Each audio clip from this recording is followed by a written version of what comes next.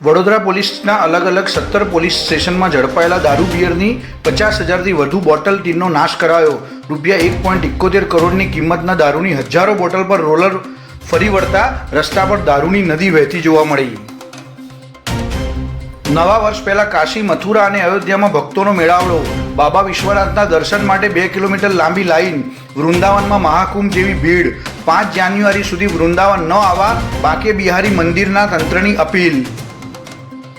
કચ્છના રાપરમાં તળાવમાં ડૂબી જવાથી મહિલાનું મોત નીપજતા સમગ્ર પંથકમાં અરેરાટી વ્યાપી। બચાવ ફાયર વિભાગની ટીમે ભારે જહેમત બાદ મહિલાના મૃતદેહને બહાર કાઢ્યો। 2 કલાકની જહેમત બાદ મૃતદેહ મળ્યો। ધોળકામાં 3 પેઢીથી પ્રતિષ્ઠિત ગણાતા હરી જ્વેલર્સના માલિકો રોકાણકારો સાથે 6 કરોડની છેતરપિંડી આચરી ગાયબ।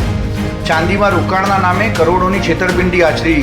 સ્થાનિકોમાં 300થી 400 કરોડનું ફુલેકું હોવાની ચર્ચા। HAL ભારતના સ્વદેશી હેલિકોપ્ટરના વિકાસનો એક નવો અધ્યાય લખશે।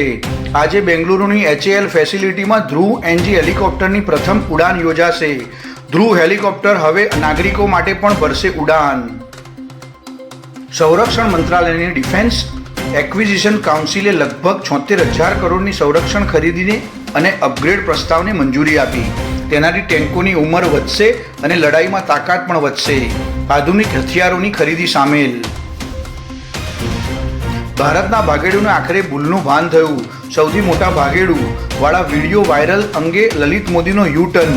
સરકારની માફી માંગી। કહ્યું, ભારત સરકારનું સન્માન કરું છું।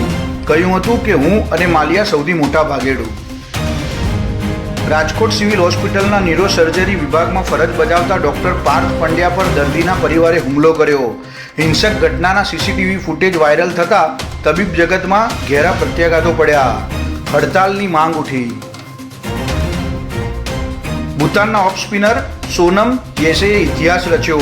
22 વર્ષીય સોનમ T20 ક્રિકેટની એક મેચમાં 8 વિકેટ લેનાર વિશ્વનો પ્રથમ બોલર બન્યો। 4 ઓવરમાં માત્ર 7 રન જ આપ્યા। ભૂતાને મ્યાનમારને 82 રનથી હરાવ્યું। બ્યુરો રિપોર્ટ, દિવ્ય બ્રહ્માસ્ત્ર ન્યૂઝ।